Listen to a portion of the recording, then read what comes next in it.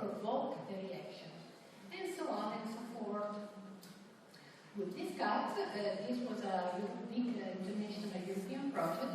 We organized a number of a huge workshop, a couple of day workshop with a community of experts from all across Europe.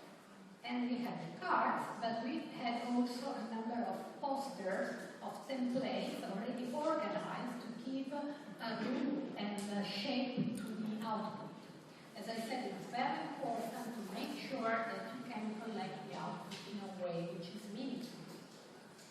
And so the cards were only an element of a much bigger co-design set, co-design tool that was created. And in the end, we had 4 groups working, and in the end we had 4 posters like this that you might think are not meaningful, but actually if you go through, they are, because in the end these posters, and this is the situation, were shared and allowed each of them. So we knew exactly where the information were put, and in the end we were able to create a kind of storytelling of the 4 scenarios that came out from the workshop. So we started to collect, so we put in a short narrative, the different ideas. We started to visualize it. We kept the cards that inspired the scenario. This was just a little part of the work. And then these are the 4 scenarios that came out. And just to give you the idea, actually the results were pretty concrete, because in the end, this was the title of the project. Now, take the music off. In the end, we were able to tell 4 stories of the future of Europe in 2050. Now, there is a short presentation of how these stories were created. And these 4 stories were used to stimulate a conversation, not only with the expert, but with a big community of people. So, okay, now you see, this is the preamble. And so the idea was moving from the practice of today to ideas for the future.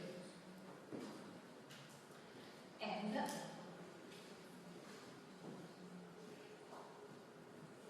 of course this was,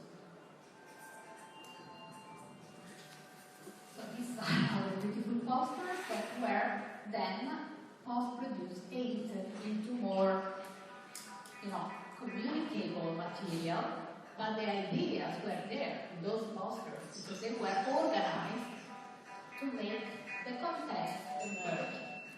Then our work was to translate these contents into short videos, easier for the people to be understood, used, and elaborated, and also commented. So we had 4 of these videos, which each is like 30 seconds, 1 minute.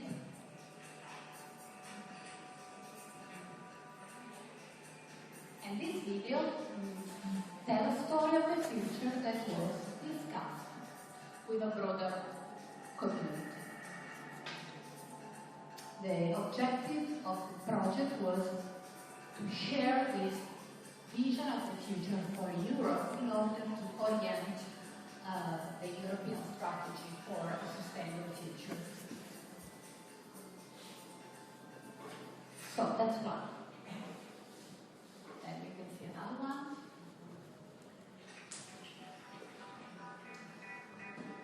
Let's move a little bit faster. So you can think about it. This is the last one. It's 4 stories like this. Very different, one from another. This is the last one. The idea of having a circular economy, very local. But anyway, this is kind of just to give you the idea that what we did in that huge workshop was actually translated into very tangible stories about the future.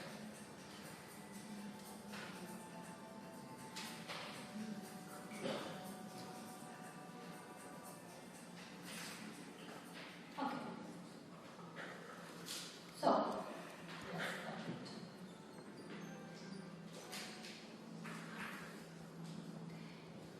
let's see a project now. This is the end, then just a few minutes about what we expect from you in a week, and then in 5 weeks or weeks.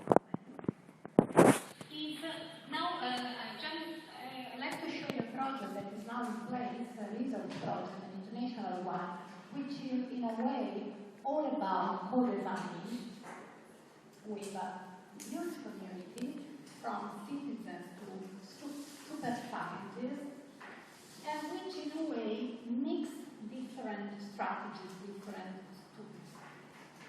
This project is you will learn in the future that the European Commission actually every year put €1 million in research and development. And these euros are available for those who can be able to provide good proposals. So every year, the European Commission issues a number of calls for proposal and grants a lot of money. Okay? So these calls for proposals are not only for researchers like us, but also for companies. Because if I put a big grant on the innovation of the energy system, I can definitely orient the companies. Because if I say that I can give you a big grant to develop research for renewable energy, I'm in a way pushing you, the company, and the society as a whole to invest into green energy and renewable energy. Okay, so this is really strategic. The way in which these calls are organized, so the way in which the money is spent, is really a strategic investment for the future. So, a couple of years ago, the European Commission started to ask himself, in a way, if this money and the course and the orientation are meaningful not only for the companies and the researchers and the scientists, but also for the people. So they said, okay, but are we really putting the money on issues which are relevant for the people or not? Going back to the case, the example before, are people caring for renewable energy or not? So they decided to finance a research project, and we are in this research project, which is creating with the citizens and with a number of people, really from citizens to super scientists, the direction of the future research and innovation of the European Commission. So according to this direction, the European Commission will put the money for the grants. So the name of the project is Simulation, and it's basically 2.5 years of co-design with different stakeholders. So from 2015, the end of 2015 to 2017, we are going through a number of co-design sessions with different people. The beginning of the story was involving the citizens. So first of all, we started with the citizens. And in 30 different countries, we started to create a vision of the future from the citizen perspective. So basically, we